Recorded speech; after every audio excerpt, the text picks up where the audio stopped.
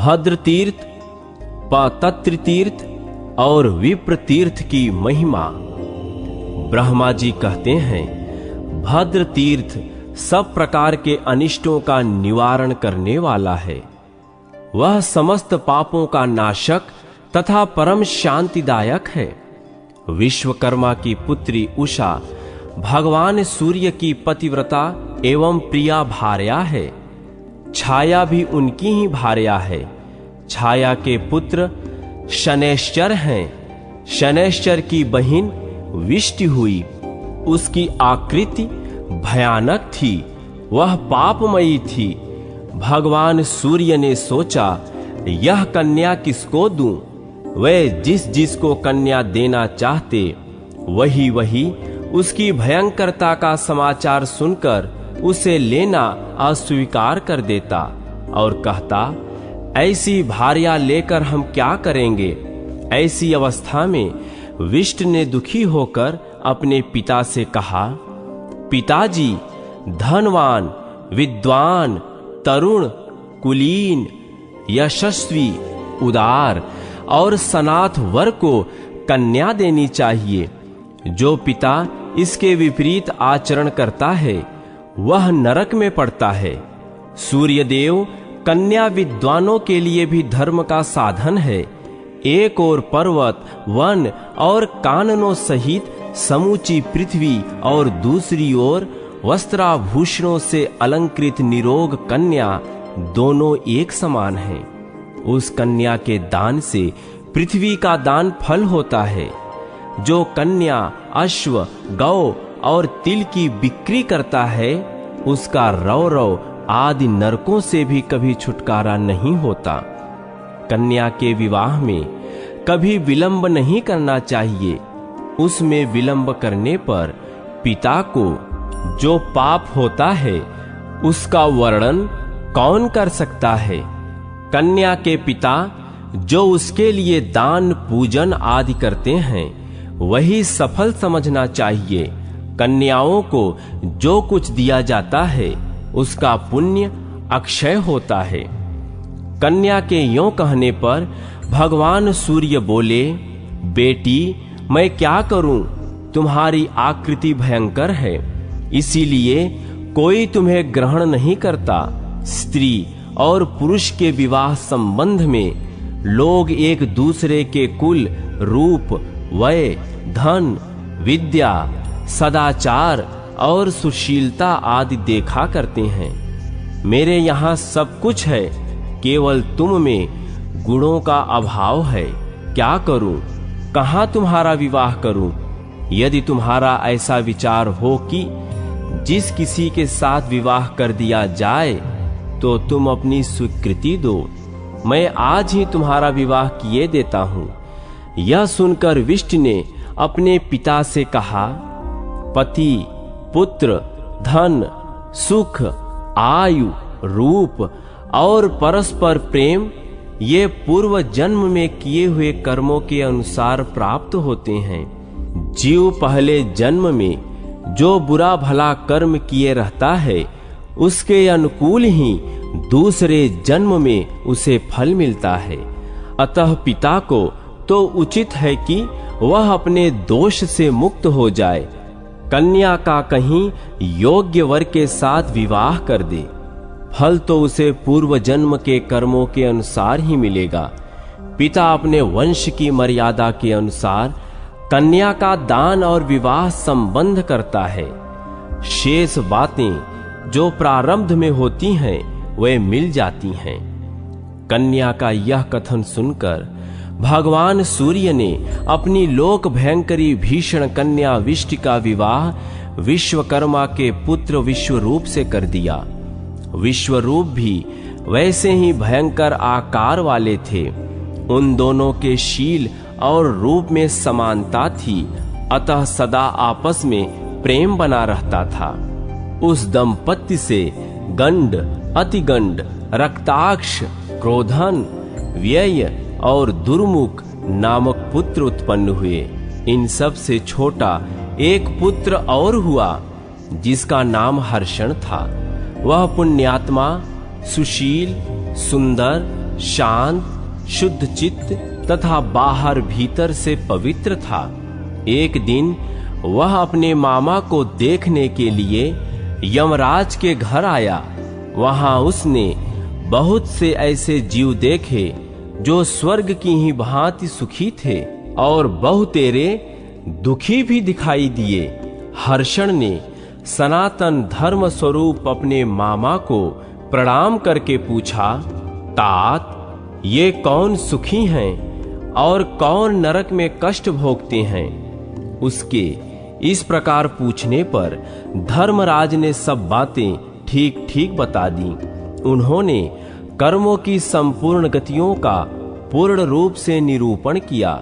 वे बोले, जो मनुष्य विहित कर्म का कभी उल्लंघन नहीं करते, उन्हें नरक नहीं देखना पड़ता। जो शास्त्र और शास्त्रीय सदाचार को नहीं मानते, बहुश्रुत विद्वानों का आदर नहीं करते और विहित कर्मों का उल्लंघन करते हैं, वे मनुष्य नरकगामी होते हैं। धर्मराज का यह वचन सुनकर हर्षण ने पुनः कहा, सुरश्रेष्ठ, मेरे पिता विश्वरूप बड़े भयंकर हैं। मेरी माता विष्ट भी भयानक ही है। मेरे महाबली भ्राता भी वैसे ही हैं। जिस उपाय से उन लोगों की बुद्धि शांत हो, वे स्वरूप निर्दोष और मंगलदायक हो जाएं, वह मुझे बताइए। मैं उसे करूंगा, अन्यथा मैं उनके पास लौटकर नहीं जाऊंगा। हर्षण के यों कहने पर धर्मराज ने उस शुद्ध बुद्धि वाले बालक से यों कहा, हर्षण, तुम वास्तव में हर्षण ही हो। पुत्र तो बहुत से होते हैं, किंतु वे सभी कुल का विस्तार करने वाले नहीं होते। एक ही कोई ऐसा पुत्र होता है जो समूचे कुल को धारण करता है, जो कुल का आधारभूत, पिता माता का प्रिय कारक और पूर्वजों का उद्धार करने वाला है। वही वास्तव में पुत्र है। अन्य जितने हैं वे रोग हैं। हर्षण, तुमने मेरे मन के अनुकूल बातें कही हैं। यह तुम्हारे नाना भगवान सूर्य को भी पसंद आएगी। अतः तुम गौतमी तट पर जाओ और वहां स्नान करके मन को वश में रखते हुए प्रसन्न चित्त से जगद योनि शांत स्वरूप भगवान विष्णु की स्तुति करो। वे यदि प्रसन्न हो जाएं, तो तुम्हारे समस्त मनोरथों को पूर्ण कर देंगे। यह सुनकर हर्षण गौतमी तट पर गया और स्नान आदि से पवित्र हो देवेश्वर भगवान विष्णु की स्तुति करने लगा। इससे प्रसन्न होकर श्री हरि ने हर्षण को वरदान दिया, तुम्हारे कुल का कल्याण हो, समस्त अभद्रों की शांति होकर भद्र का विस्तार हो। भद्रम अस्तु कहने से हर्षण के पिता भद्र कहलाए और माता विष्टि का नाम भद्रा हुआ। तब से वह स्थान भद्र तीर्थ के नाम से प्रसिद्ध हुआ। वह सब प्रकार से मंगलदायक तथा तीर्थ सेवी पुरुषों को सब प्रकार की सिद्धि देने वाला है। वहां भद्रपति के नाम से प्रसिद्ध होकर साक्षात देवाधिदेव भगवान जनार्दन श्री हरि निवास करते हैं, जो मंगल के एकमात्र भंडार हैं। पतत्र तीर्थ रोगों तथा पापों का नाश करने वाला है। उसके स्मरण मात्र से मनुष्य कृतकृत्य हो जाता है। कश्यप के 2 पुत्र हुए, अरुण और गरुण। उनके कुल में पक्षियों में श्रेष्ठ संपाति उत्पन्न हुए। संपात के छोटे भाई का नाम जटायु था। वे दोनों अपने बल से उन्मत्त हो एक दूसरे से लाग डांट रखने वाले थे। एक दिन वे दोनों भगवान सूर्य को नमस्कार करने के लिए आकाश में गए। ज्यों ही सूर्य के समीप पहुंचे, दोनों के पंख जल गए और दोनों थककर पर्वत के शिखर पर गिर पड़े। दोनों भाइयों को निश्चेष्ट एवं अचेत होकर गिरा देख अरुण उनके दुख से दुखी हो गए। और भगवान सूर्य से बोले, भगवान, ये दोनों पक्षी पृथ्वी पर गिर पड़े हैं, इन्हें आश्वासन दें जिससे इनकी मृत्यु ना हो। तथास्तु कहकर सूर्य ने उनको जीवित कर दिया। गरुण भी उनकी अवस्था सुनकर भगवान विष्णु के साथ वहां आए और उन्हें सांत्वना देकर सुख पहुंचाया। तदनंतर सब लोग अपने संताप का निवारण करने के लिए गंगा तट पर गए। जटायु, अरुण, संपाति, गरुण, सूर्य तथा भगवान विष्णु सब ने उस प्रचुर पुण्यदायक तीर्थ में प्रवेश किया। तब से वह तीर्थ पतत्र तीर्थ के नाम से विख्यात हुआ। वह विष का नाशक तथा संपूर्ण अभिष्ट वस्तुओं को देने वाला है। साक्षात सूर्य तथा विष्णु गरुण और अरुण के साथ वहां गौतमी तट पर रहते हैं। भगवान शिव का भी उस तीर्थ में निवास है। इन तीनों देवताओं की उपस्थिति से वह तीर्थ बहुत उत्तम हो गया है। जो वहां स्नान करके पवित्र हो उन देवताओं को नमस्कार करता है, वह आदि व्याधि से मुक्त हो परम सौख्य का भागी होता है। गौतमी के तट पर विप्र तीर्थ भी बहुत विख्यात है। उसे नारायण तीर्थ भी कहते हैं। उसका उपाख्यान आश्चर्य में डालने वाला है। अंतर्वेदी गंगा यमुना के बीच के भूभाग में एक ब्राह्मण रहते थे, जो वेदों के पारंगत विद्वान थे। उनके कई पुत्र हुए, जो बड़े विद्वान, गुणवान, रूपवान और दयालु थे। उनमें जो सबसे छोटे भाई थे, वे अनेक गुणों से संपन्न, शांत, सर्वज्ञ और परम बुद्धिमान थे। उनका नाम आसंदीव था। आसंदीव के पिता उनका विवाह करने के लिए प्रयत्नशील थे। इसी बीच में एक दिन रात को ब्राह्मण कुमार आसंदीव सोए हुए थे। उस दिन उन्होंने भगवान विष्णु का स्मरण नहीं किया था। वे उत्तर की ओर सिरहाना करके सोए थे और उनका चित्त एकाग्र नहीं था। इसलिए इच्छानुसार रूप धारण करने वाली एक क्रूर राक्षसी वहां आई और आसंदीव को उठाकर तुरंत गौतमी के दक्षिण तट पर चली गई। वह उस ब्राह्मण के साथ इच्छानुसार रूप धारण करके गोदावरी के दक्षिण किनारे की भूमि पर विचरती रहती थी। उसके शरीर में बुढ़ापा आ गया था।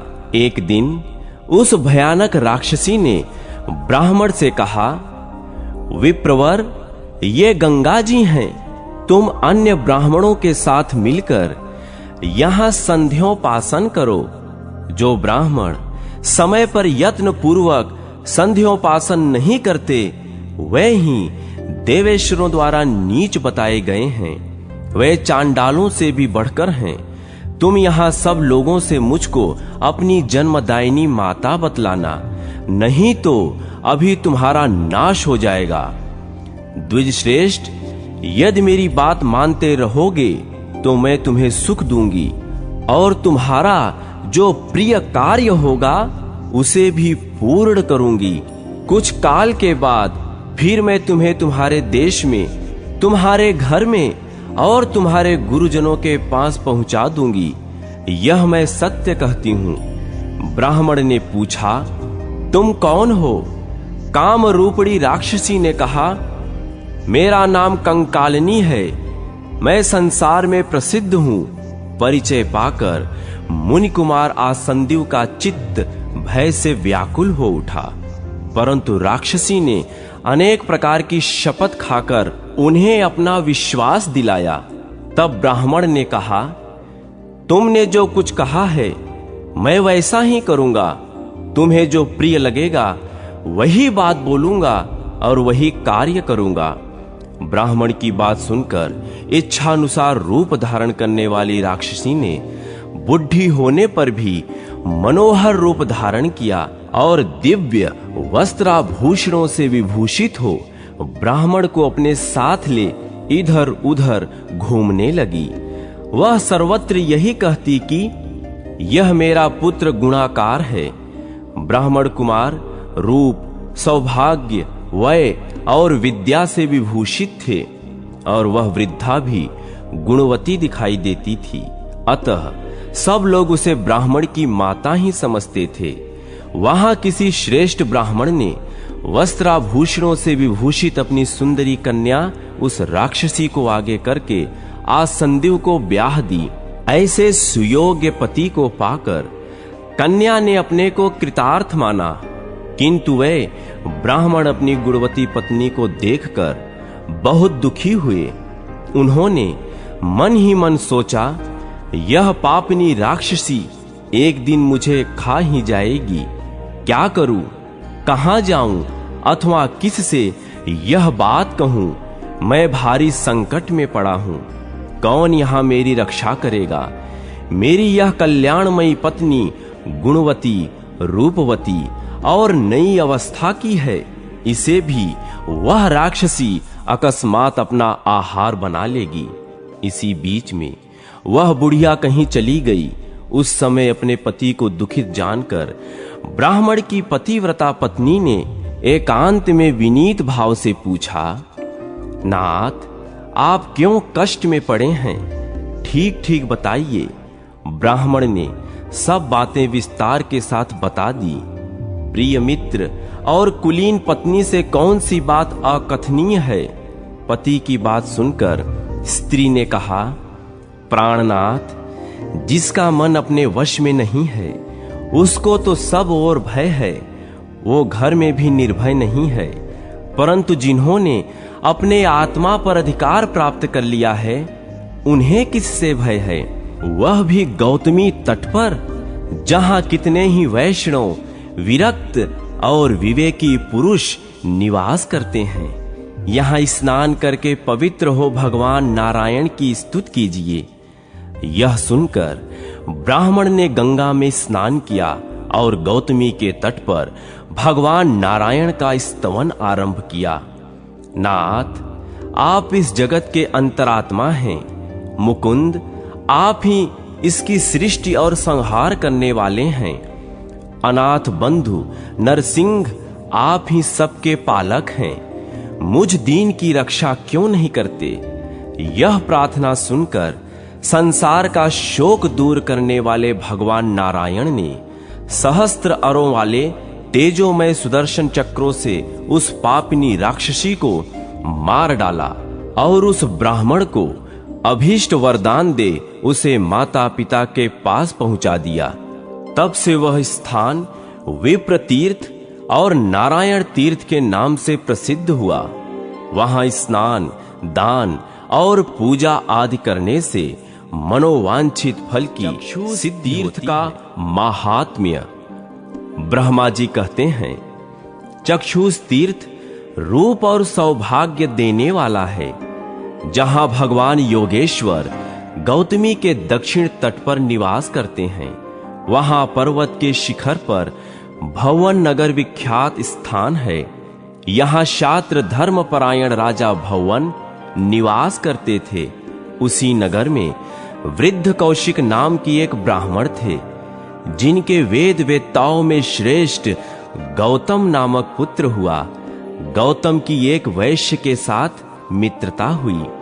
वैश्य का नाम मणिकुंडल था। इनमें एक दरिद्र और दूसरा धनी था, तो भी दोनों एक दूसरे के हितैषी थे। एक दिन गौतम ने अपने धनी मित्र मणिकुंडल से एकांत में प्रेम पूर्वक कहा, मित्र, हम लोग धन का उपार्जन करने के लिए पर्वतों और समुद्रों की यात्रा करें। यदि अनुकूल सुख न प्राप्त हुआ तो समझना चाहिए जवानी व्यर्थ गई। धन के बिना सौख्य कैसे प्राप्त हो सकता है? अहो, निर्धन मनुष्य को धिक्कार है। कुंडल ने ब्राह्मण से कहा, मेरे पिता ने बहुत धन कमाया है, अब अधिक धन लेकर क्या करूंगा? तब ब्राह्मण ने पुनः मणिकुंडल से कहा, जो धर्म, अर्थ, ज्ञान और भोगों से तृप्त हो जाए, ऐसा कौन पुरुष प्रशंसनीय माना जाता है? सखे, इन सब की अधिकाधिक वृद्धि ही समस्त शरीरधारियों को अभीष्ट होती है। जो प्राणी अपने ही व्यवसाय से जीवन निर्वाह करते हैं वे धन्य हैं। दूसरे के दिए हुए धन से संतोष लाभ करते हैं वे कष्ट से ही जीते हैं। जो पुत्र अपने बाहुबल का आश्रय लेकर धन का उपार्जन करता है और पिता के धन को हाथ से नहीं छूता वह संसार में कृतार्थ होता है। धनाभिलाषी ब्राह्मण का यह कथन सुनकर वैश्य ने उसे सत्य माना और घर से रत्न लाकर गौतम को देते हुए कहा, मित्र, इस धन से हम लोग सुखपूर्वक देश देशांतरों में भ्रमण करेंगे और धन कमाकर फिर अपने घर को लौट आएंगे। वैश्य तो अपनी सद्भावना के अनुसार सत्य ही कहता था, किंतु ब्राह्मण उसे धोखा दे रहा था। उसके मन में पाप था, किंतु वैश्य उसे ऐसा नहीं समझता था। दोनों ने आपस में सलाह की और माता पिता को सूचना दिए बिना ही धन कमाने के लिए देश देशांतर में चल दिए। ब्राह्मण सोचने लगा, जिस किसी उपाय से हो सके वैश्य का धन ले लूं। अहो, पृथ्वी पर सहस्त्रों सुंदर नगर हैं, जहां काम की अधिष्ठात्री देवी जैसी अभीष्ट भोग प्रदान करने वाली युवतियां हैं। यदि यत्न पूर्वक धन लाकर उनको दिया जाए तो वे सदा भोगी जा सकती हैं और वही जीवन सफल है। किस प्रकार वैश्य से अपने हाथ में आए हुए धन को हड़प कर उसका इच्छानुसार उपभोग करूं, यह सोचते हुए गौतम ने मणिकुंडल से हंसते हंसते कहा, पाप से ही जीवों की उन्नति होती है और वे मनोवांछित सुख प्राप्त करते हैं। संसार में धर्मात्मा लोग दुख के ही भागी देखे जाते हैं। अतः एकमात्र दुख ही जिसका फल है, उस धर्म से क्या लाभ? वैश्य ने कहा, ऐसी बात नहीं है। धर्म में ही सुख की स्थिति है। पाप में तो केवल दुख, भय, शोक, दरिद्रता और क्लेश ही रहते हैं। जहां धर्म है वहीं मुक्ति है। भला अपना धर्म क्या नष्ट हो सकता है? इस प्रकार विवाद करते हुए दोनों में यह शर्त लग गई कि जिसका पक्ष श्रेष्ठ हो वह दूसरे का धन ले ले।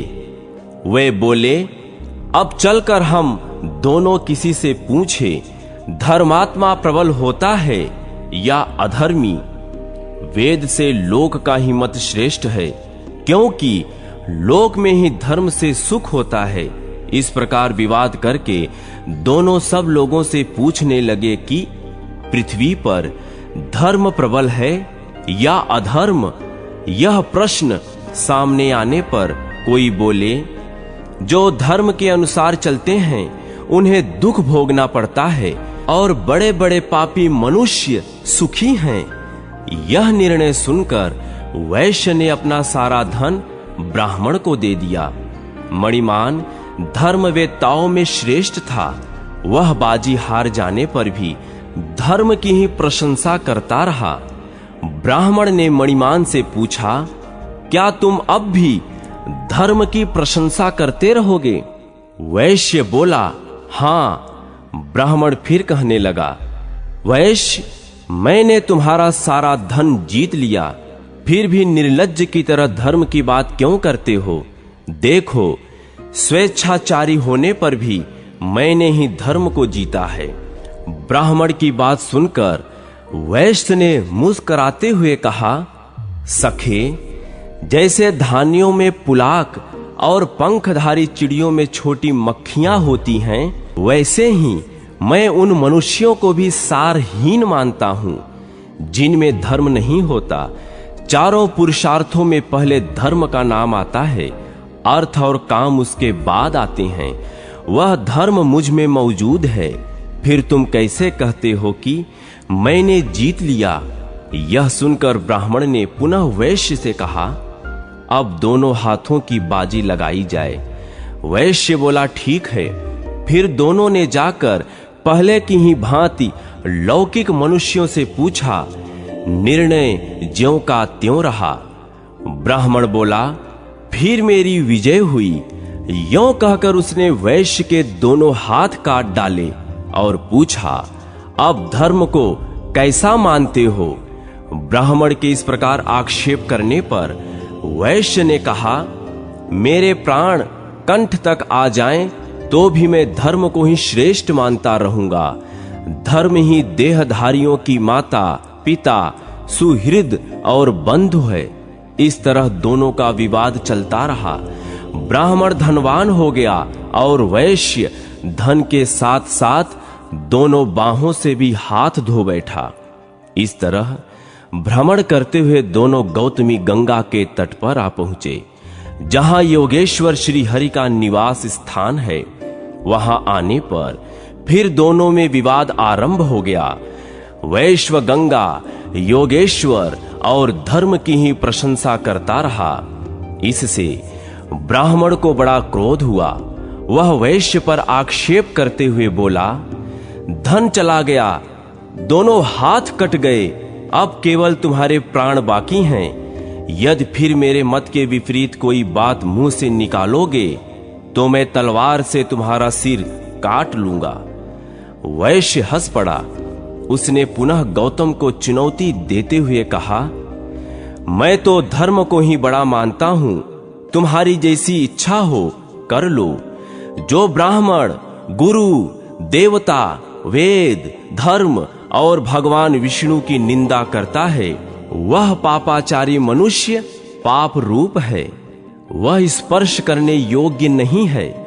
धर्म को दूषित करने वाले उस दुराचारी पापात्मा का परित्याग कर देना चाहिए। तब ब्राह्मण ने कुपित होकर कहा, यदि तुम धर्म की प्रशंसा करते हो तो हम दोनों के प्राणों की बाजी लग जाए। वैश्य ने कहा, ठीक है। फिर दोनों ने साधारण लोगों से पूछा, किंतु लोगों ने पहले ही जैसा उत्तर दिया। उस समय गौतमी के दक्षिण तट पर भगवान योगेश्वर के सामने ब्राह्मण ने वैश्य को गिरा दिया और उसकी आंखें निकाल ली।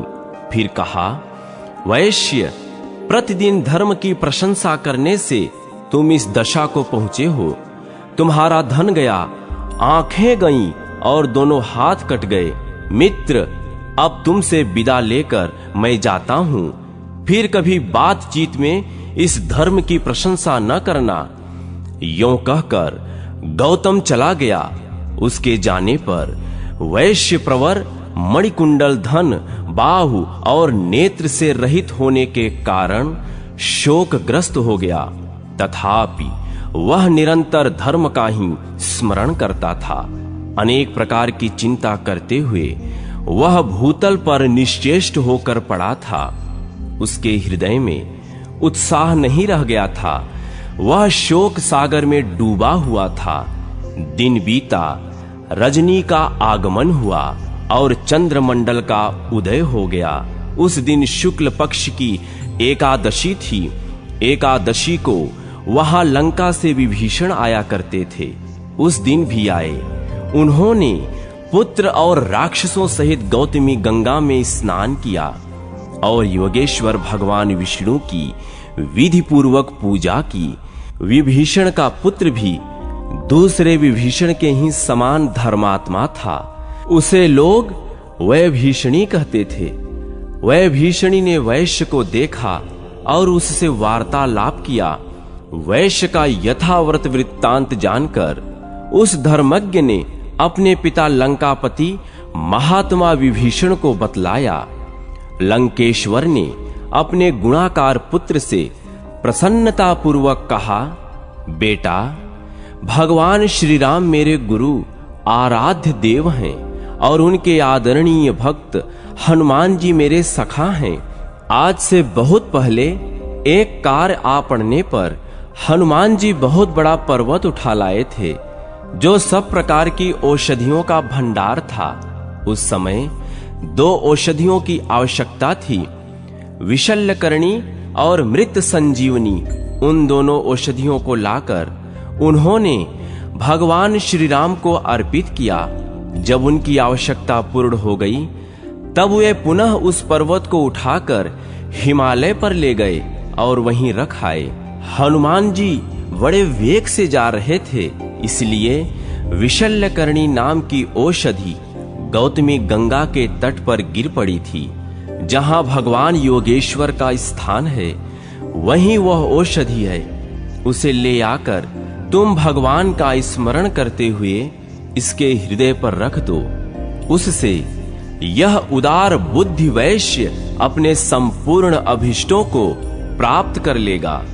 वह भीषणी बोला, पिताजी, मुझे शीघ्र ही वह औषधि दिखा दीजिए, विलंब न कीजिए। दूसरों की पीड़ा दूर करने से बढ़कर तीनों लोकों में दूसरा कल्याणकारी कार्य नहीं है। विभीषण ने बहुत अच्छा कहकर पुत्र को वह औषधि दिखा दी। उसने इशे, त्वा इत्यादि मंत्र को पढ़कर उस वृक्ष की एक शाखा तोड़ ली और उसे ले आकर वैश्य के हृदय पर रख दिया। उसका स्पर्श होते ही वैश्य के नेत्र और हाथ ज्यों के त्यों हो गए। मणि, मंत्र और औषधियों के प्रभाव को कोई नहीं जानता। वैश्य ने धर्म का चिंतन करते हुए गौतमी गंगा में स्नान किया और योगेश्वर भगवान विष्णु को नमस्कार करके पुनः वहां से यात्रा की। उसने अपने साथ औषधि की टूटी हुई शाखा भी ले ली थी। देश देशांतरों में भ्रमण करता हुआ मणिकुंडल एक राजधानी में पहुंचा, जो महापुर के नाम से विख्यात थी। वहां के महाबली राजा महाराज के नाम से प्रसिद्ध थे। राजा के कोई पुत्र नहीं था, एक पुत्री थी, उसकी भी आंखें नष्ट हो चुकी थीं। वह कन्या ही राजा के लिए पुत्र थी। राजा ने यह निश्चय किया था कि देवता, दानव, ब्राह्मण, क्षत्रिय, वैश्य, शूद्र, गुणवान या निर्गुण कोई भी क्यों न हो, मैं उसी को यह कन्या दूंगा जो इसकी आंखें अच्छी कर देगा। मुझे अपने राज्य के साथ ही कन्या का दान करना है। महाराज ने यह घोषणा सब ओर करा दी थी। वैश्य ने वह घोषणा सुनकर कहा, मैं निश्चय ही राजकुमारी की खोई हुई आंखें पुनः ला दूंगा। राज कर्मचारी शीघ्र ही वैश्य को लेकर गया और महाराज को उसने सब बातें बताईं। वैश्य ने उस काष्ठ का स्पर्श कराया और राजकुमारी के नेत्र ठीक हो गए। यह देखकर राजा को बड़ा विस्मय हुआ। उन्होंने पूछा, आप कौन हैं? वैश्य ने राजा से अपना सब हाल ठीक ठीक कह सुनाया। फिर बोला, ब्राह्मणों के प्रसाद से तथा धर्म, तपस्या, दान, यज्ञ और दिव्य औषधि के प्रभाव से मुझ में ऐसी शक्ति आई है। वैश्य का यह कथन सुनकर महाराज को अत्यंत आश्चर्य हुआ। वे बोले, अहो, ये महानुभाव कोई देवता ही होंगे, अन्यथा देवेतर मनुष्यों में ऐसी शक्ति कैसे देखी जाती। अतः इन्हें राज्य के साथ ही अपनी कन्या अवश्य दूंगा। मन में ऐसा संकल्प करके राजा ने कन्या सहित राज्य वैश्य को दे दिया। मणिकुंडल राज्य को पाकर भी मित्र के बिना संतुष्ट न हुआ। वह सोचने लगा, मित्र के बिना न तो राज्य अच्छा है और न सुख ही अच्छा लगता है। इस प्रकार वह सदा गौतमी ब्राह्मण का ही चिंतन किया करता था। इसी पृथ्वी पर उत्तम कुल में उत्पन्न हुए साधु पुरुषों का यही लक्षण है कि अहित करने वालों के प्रति भी उनके मन में सदा कारुण्य ही भरी रहती है।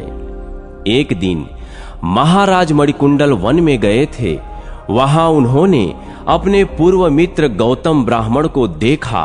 पापी जुआरियों ने उसका सब धन छीन लिया था। धर्मज्ञ मणिकुंडल ने अपने ब्राह्मण मित्र को साथ ले लिया, उसका विधि पूर्वक पूजन किया और धर्म का सब प्रभाव भी बतलाया। फिर समस्त पापों की निवृत्ति के लिए गौतम को गंगा में स्नान कराया। वैश्य के देश में जो सगोत्र बंधु बांधव थे उनको तथा गौतम ब्राह्मण के बंधु बांधव वृद्ध कौशिक आदि को उन्होंने बुलवाया और सबके साथ देव पूजन पूर्वक गौतमी के तट पर यज्ञ किया। तदनंतर शरीर का अंत होने पर वे स्वर्ग लोक में गए। वह स्थान मृत संजीवन तीर्थ, चक्षुष तीर्थ और योगेश्वर तीर्थ कहलाने लगा। वह स्मरण मात्र से पुण्य देने वाला, मन को प्रसन्न रखने वाला और समस्त दुर्भावनाओं का नाश करने वाला है।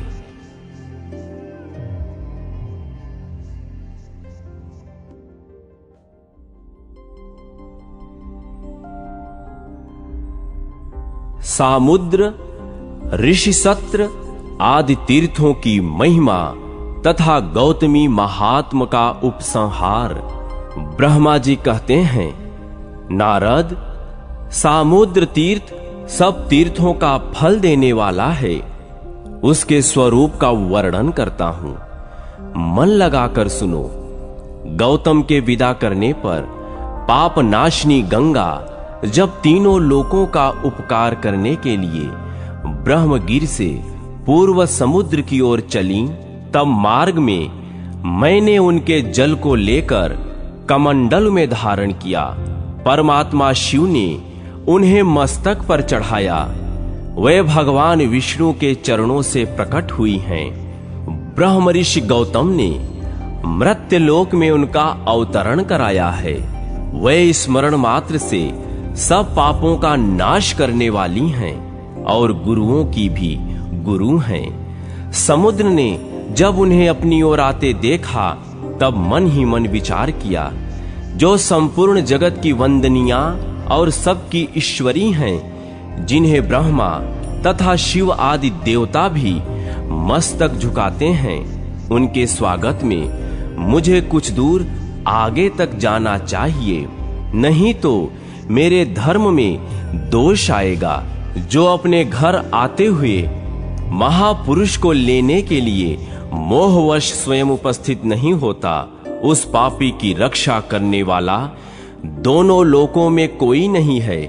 यों विचार कर समुद्र मूर्तिमान हो हाथ जोड़े विनीत भाव से गंगा जी के समीप आया और इस प्रकार बोला, देवी, तुम्हारा यह जल जो आकाश, पाताल और मृत्युलोक में फैला हुआ है, मुझ में आकर मिले। इसके लिए मैं कुछ नहीं कहूंगा। मेरे भीतर रत्न, अमृत, पर्वत, राक्षस और असुर रहते हैं। इनको तथा अन्यान्य भयंकर जल जंतुओं को भी मैं धारण करता हूं। मेरे जल में लक्ष्मी सहित भगवान विष्णु सदा शयन करते हैं। इस चराचर जगत में मेरे लिए कुछ भी असंभव नहीं है। मैं तुम्हारे स्वागत में यहां तक आया हूं। जो अपने से बड़े के आने पर अहंकारवश आगे बढ़कर उसका स्वागत नहीं करता, वह धर्म आदि से भ्रष्ट होकर नरक में पड़ता है। भगवती गंगा, तुमसे एक प्रार्थना करता हूं, तुम 7 धाराओं में आकर मुझसे मिलो। यदि एक ही धारा के रूप में आकर मिलोगी तो मैं तुम्हारे दुहसह वेग को धारण न कर सकूंगा। समुद्र का यह वचन सुनकर गौतमी गंगा ने कहा, तुम मेरी यह बात मानो। सप्त ऋषियों की जो अरुंधति आदि पत्नियां हैं, उन सबको उनके पतियों सहित ले आओ, तब मैं छोटे रूप में हो जाऊंगी। बहुत अच्छा कहकर समुद्र सप्त ऋषियों और उनकी पत्नियों को ले आया। तब गोदावरी देवी 7 धाराओं में विभक्त हो गईं और उसी रूप में उनका समुद्र से संगम हुआ। सप्त ऋषियों के नाम पर वह सप्त गंगा के नाम से विख्यात हुई।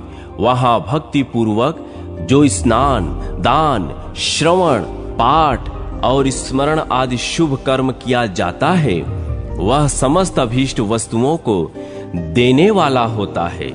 पाप की हानि, भोग और मोक्ष की प्राप्ति तथा मन की प्रसन्नता के लिए तीनों लोकों में सामुद्र तीर्थ से बढ़कर दूसरा कोई तीर्थ नहीं है। सामुद्र तीर्थ के अतिरिक्त वहां ऋषि सत्र तीर्थ भी है, जहां सातों ऋषि तपस्या के लिए बैठे थे और जहां भीमेश्वर शिव विराजमान हैं। वहां का वृत्तांत इस प्रकार है।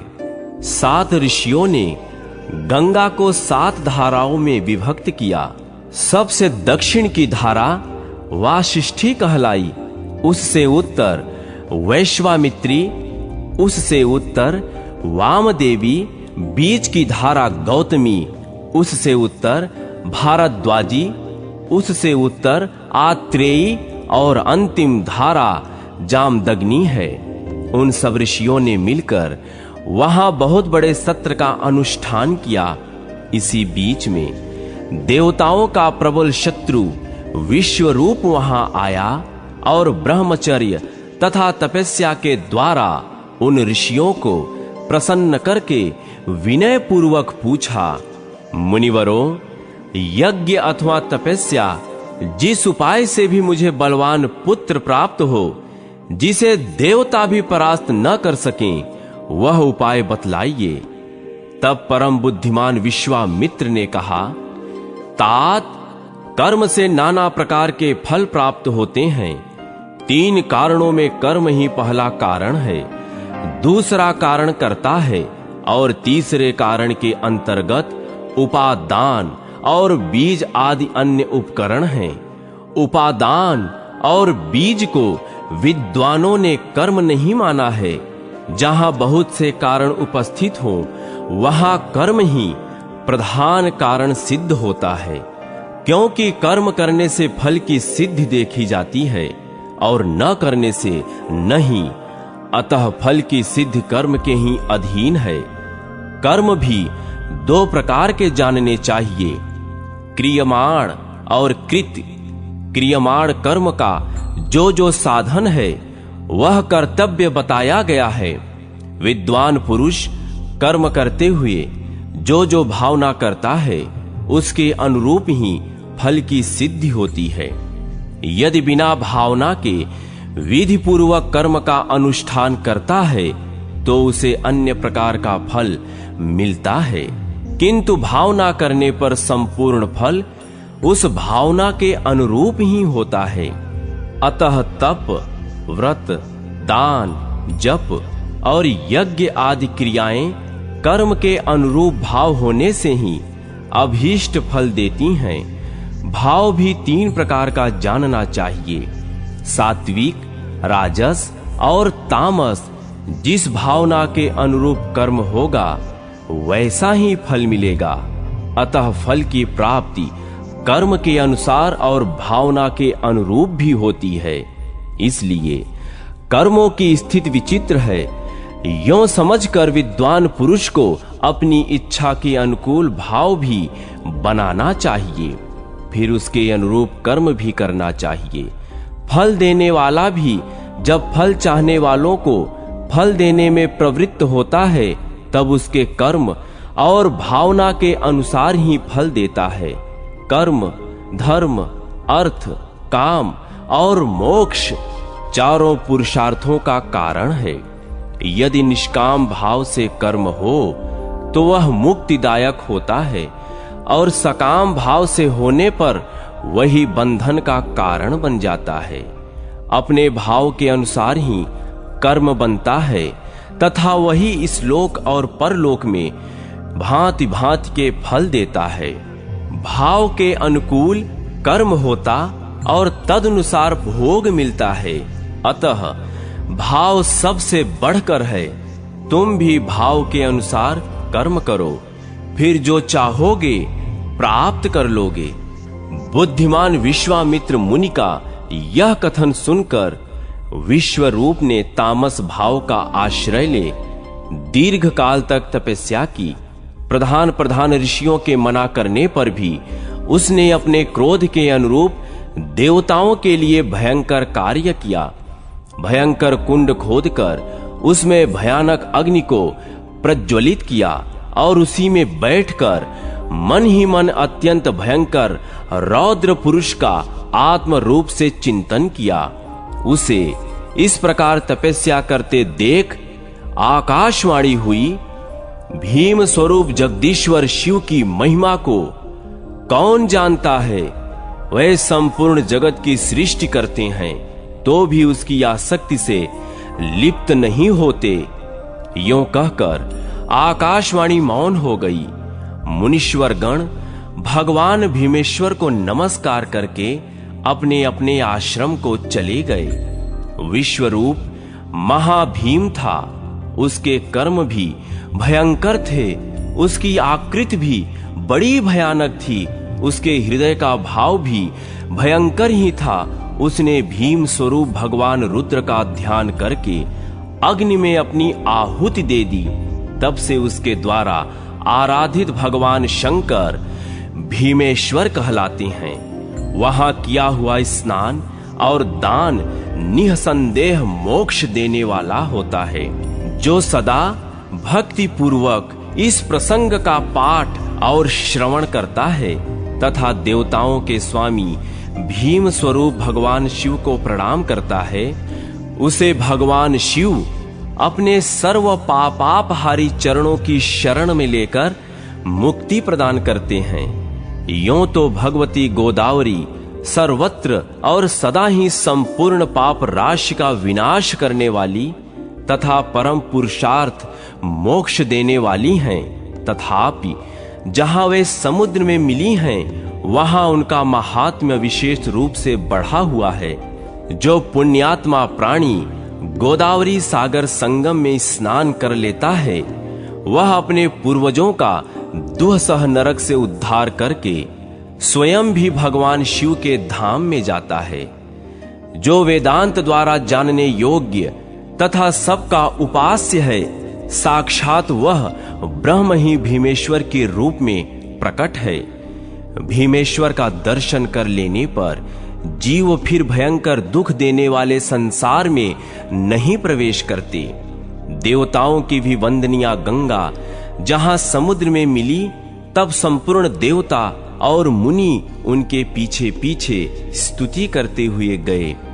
वशिष्ठ, जाबाली, याज्ञवल्क्य, क्रतु, अंगिरा, दक्ष, मरीच, अन्यान, वैष्णवगण, शातातप, शौनक, देवरात, भृगु, अग्निवेश, अत्रि, मरीच, मनु, गौतम, कौशिक, तुम्बरु, पर्वत, अगस्त्य, मार्कंडेय, पिप्ल, गालव, योगीजन, वामदेव, आंगिरस तथा भार्गव, ये समस्त पुराण वेत्ता महर्षि प्रसन्न चित्त से वैदिक मंत्रों द्वारा देवी गोदावरी की स्तुति करते थे।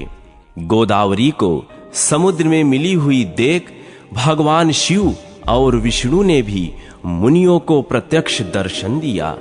देवताओं और पितरों ने भी सबकी पीड़ा दूर करने वाले उन दोनों देवताओं का दर्शन और स्तवन किया। आदित्य, वसु, रुद्र, मरुद्गण, लोकपाल, ये सब हाथ जोड़कर भगवान शिव और विष्णु की स्तुति करते थे। समुद्र और गंगा के सातों प्रसिद्ध संगमों पर सदा भगवान शिव और विष्णु स्थित रहते हैं। वहां महादेव जी गौतमेश्वर के नाम से विख्यात हैं। लक्ष्मी सहित भगवान विष्णु भी वहां नित्य निवास करते हैं। मैंने जो वहां शिव की स्थापना की है वह शिवलिंग ब्रह्मेश्वर के नाम से प्रसिद्ध है। देवताओं सहित मैंने अपने लिए कारण उपस्थित होने पर संपूर्ण लोकों के उपकार के लिए भगवान विष्णु का भी स्तवन किया था। वे विष्णु वहां चक्रपाण के नाम से विख्यात हैं। वहीं ऐन्द्र तीर्थ भी है और उसी को हयग्रीव तीर्थ भी कहते हैं। वहां सोम तीर्थ भी है जहां भगवान शिव सोमेश्वर के नाम से प्रसिद्ध हैं। एक समय इंद्र ने बड़े बड़े यज्ञों द्वारा मेरी आराधना करके मेरे प्रसाद से अपना मनोरथ सिद्ध किया था, तब से मैं भी वहीं सब लोगों का उपकार करने के लिए रहता हूँ। विष्णु और शिव तो वहां है ही।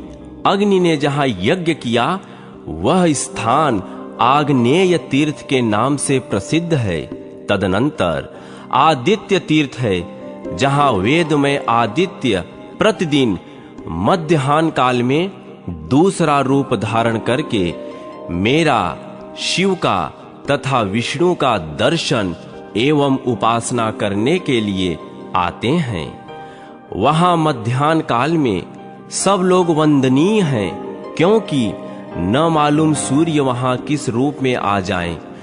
उसके सिवा पर्वत श्रेष्ठ इंद्र गोप पर एक दूसरा तीर्थ भी है। वहां किसी कारणवश गिरिराज हिमालय ने महान शिवलिंग की स्थापना की थी, अतः उसे अद्रि तीर्थ कहते हैं। वहां किया हुआ स्नान और दान संपूर्ण अभिष्ट वस्तुओं को देने वाला तथा शुभ है। इस प्रकार गौतमी गंगा ब्रह्मगिरि से निकलकर जहां समुद्र में मिली हैं, वहां तक के कुछ तीर्थों का मैंने संक्षेप वर्णन किया है। गौतमी गंगा वेद और पुराणों में भी प्रसिद्ध हैं। ऋषियों द्वारा भी उनकी बड़ी ख्यात हुई है। संपूर्ण विश्व ने उनके चरणों में मस्तक झुकाया है। उनका प्रभाव अत्यंत महान है। नारद, किस में इतनी शक्ति है जो गोदावरी की महिमा का पूरा पूरा वर्णन कर सके? जो भक्ति पूर्वक उनके गुणगान में प्रवृत्त हो, यथा कंथचित उनकी महिमा का दिग्दर्शन कराता है, उसके ऐसा करने में निसंदेह कोई अपराध नहीं है। इसलिए मैंने भी लोक कल्याण के उद्देश्य से अत्यंत प्रयास करके गंगा के महात्म्य को संक्षेप से सूचित किया है। कौन गोदावरी के प्रत्येक तीर्थ का प्रभाव बता सकता है? कहीं किसी स्थान पर किसी विशेष समय में कोई उत्तम तीर्थ प्रकट होते हैं, परंतु गौतमी में सर्वत्र और सदा ही तीर्थों का वास है। वह मनुष्यों के लिए सब जगह और सब समय पवित्र हैं। उनके गुणों का वर्णन कौन कर सकता है? उनके लिए तो केवल नमस्कार करना ही उचित जान पड़ता है। नारद जी ने कहा, सुरेश्वर, आप गंगा को तीनों देवताओं से संबंध रखने वाली बातें बताते हैं। ब्रह्म ऋषि गौतम द्वारा लाई हुई लोक पावनी गंगा परम पवित्र और कल्याणमयी हैं। उनके आदि, मध्य और अंत में दोनों तटों पर भगवान विष्णु, शिव तथा आप ही व्याप्त हैं। उनकी महिमा सुनने से मुझे तृप्ति नहीं होती। आप पुनः संक्षेप से उनका महत्व बतलाइए। ब्रह्मा जी बोले, बेटा, गंगा पहले मेरे कमंडल में थी, फिर भगवान के चरणों से प्रकट हुई। उसके बाद महादेव जी के जटाजूट में निवास करने लगी। महर्षि गौतम ने अपने ब्रह्म तेज के प्रभाव से यत्न पूर्वक भगवान शिव की आराधना की, जिससे ये ब्रह्मगिरि पर आई और वहां से चलकर पूर्व समुद्र में जा मिली। भगवती गोदावरी सर्व तीर्थई हैं। वे मनुष्यों को मनोवांछित फल देती हैं। उनका प्रभाव सबसे बढ़कर है। मैं तीनों लोकों में कोई भी तीर्थ गोदावरी से बड़ा नहीं मानता। उन्हीं के प्रभाव से मन की सारी अभिलाषा पूर्ण होती है। आज भी उनकी महिमा का यथावत वर्णन कोई नहीं कर सकता। सब लोग भक्ति से सदा उनकी वंदना करते हैं। वे वस्तुतः साक्षात ब्रह्मा हैं। नारद, मुझे तो यही सबसे बढ़कर आश्चर्य की बात जान पड़ती है कि मेरी वाणी में गंगा के गुणों का वर्णन सुनकर भी तीनों लोकों में रहने वाले सभी प्राणियों की बुद्धि उन्हीं की ओर क्यों नहीं लग जाती? नारद जी ने कहा, भगवान, आप धर्म, अर्थ, काम तथा मोक्ष के ज्ञाता और उपदेशक हैं। आपके वचनों में रहस्यों सहित छंद, वेद, पुराण, स्मृति और धर्मशास्त्र आदि समस्त वांग में प्रतिष्ठित हैं। अतः आप बताइए, तीर्थ, दान, यज्ञ, तप, देव पूजन, मंत्र जप और सेवा में सबसे श्रेष्ठ क्या है? भगवान, आप जैसा कहेंगे वैसा ही होगा, उसके विपरीत कोई बात हो ही नहीं सकती। अतः मेरे इस संशय का निवारण कीजिए। ब्रह्मा जी बोले, नारद सुनो, मैं रहस्यमय उत्तम धर्म का वर्णन करता हूं। 4 प्रकार के तीर्थ हैं, 4 ही युग हैं, 3 गुण, 3 पुरुष और 3 ही सनातन देवता हैं। स्मृतियों सहित वेद 4 बताए गए हैं, पुरुषार्थ भी 4 ही हैं और वाणी के भी 4 ही भेद हैं। ये सब महान हैं। धर्म सर्वत्र एक ही है, क्योंकि वह सनातन है। साध्य और साधन के भेद से उसके अनेक रूप माने गए हैं। धर्म के 2 आश्रय हैं, देश और काल। काल के आश्रित जो धर्म है वह सदा घटता बढ़ता रहता है। युगों के अनुसार उसमें एक एक चरण की न्यूनता होती जाती है। काल आश्रित धर्म भी देश में सदा प्रतिष्ठित रहता है। युगों का क्षय होने पर भी देशाश्रित धर्म की हानि नहीं होती। जो धर्म दोनों आश्रयों से हीन है उसका अभाव हो जाता है। अतः देश के आश्रित रहने वाला धर्म अपने 4 चरणों के साथ प्रतिष्ठित होता है। देशाश्रित धर्म भिन्न भिन्न देशों में तीर्थ रूप से स्थित रहता है। सत्ययुग में धर्म देश और काल दोनों के आश्रित होता है। त्रेता में उसके 1 चरण की, द्वापर में 2 चरणों की और कलयुग में उसके 3 चरणों की हानि होती है। द्वापर और कलि में क्रमशः आधे और चौथाई रूप में शेष रहकर धर्म चालू रहता है। कल में उसकी संकटमयी स्थिति होती है। जो इस प्रकार धर्म को जानता है उसके धर्म की हानि नहीं होती। जो घर से तीर्थ यात्रा के लिए निकलना चाहता है उसके सामने अनेक प्रकार के विघ्न आते हैं, परंतु जो उन विघ्नों के मस्तक पर पैर रखकर गंगा जी के पास नहीं पहुंचता उसने अपने जीवन में क्या फल पाया? गौतमी के प्रभाव का कौन वर्णन कर सकता है? साक्षात सदाशिव भी उसके वर्णन में असमर्थ हैं। मैंने संक्षेप से इतिहास सहित गंगा के महात्म का प्रतिपादन किया है। चराचर जगत में धर्म, अर्थ, काम और मोक्ष जो भी साधन हैं वह सब इस विस्तृत इतिहास में मौजूद हैं। इसमें वेदोक्त श्रुतियों का संपूर्ण रहस्य बताया गया है। जगत के कल्याण के लिए जो उत्तम साधन, जो उत्तम नाम वाला प्राचीन तीर्थ देखा गया है उसी का वर्णन किया गया है। जो इस महात्म का एक श्लोक अथवा एक पद भी भक्ति पूर्वक पढ़ता और सुनता है अथवा गंगा गंगा यों उच्चारण करता है वह पुण्य का भागी होता है। गंगा का यह उत्तम महात्म कलि के कलंक का विनाश करने वाला, सब प्रकार की सिद्धि और मंगल देने वाला है। संसार में यह समादर के योग्य है। इसके पढ़ने और सुनने से मनोवांछित फल की प्राप्ति होती है। जो 100 योजन दूर से भी गंगा गंगा का उच्चारण करता है वह सब पापों से मुक्त होता है और भगवान विष्णु के धाम में जाता है। तीनों लोकों में 3.5 करोड़ तीर्थ हैं। वह सभी बृहस्पति के सिंह राशि में स्थित होने पर गौतमी गंगा में स्नान करने के लिए आते हैं। बेटा, ये गौतमी मेरी आज्ञा से सदा सब मनुष्यों को स्नान करने पर मोक्ष प्रदान करेंगी।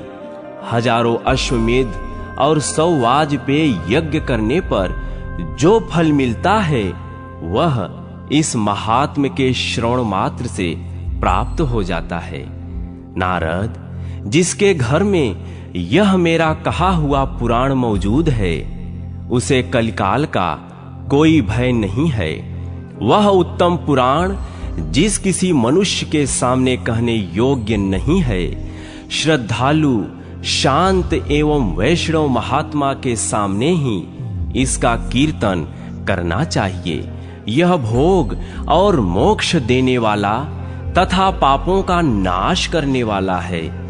इसके श्रवण मात्र से मनुष्य कृत्य हो जाता है। जो अपने हाथ से लिखकर यह पुस्तक ब्राह्मणों को देता है, वह सब पापों से मुक्त होकर फिर कभी गर्भ से नहीं आता।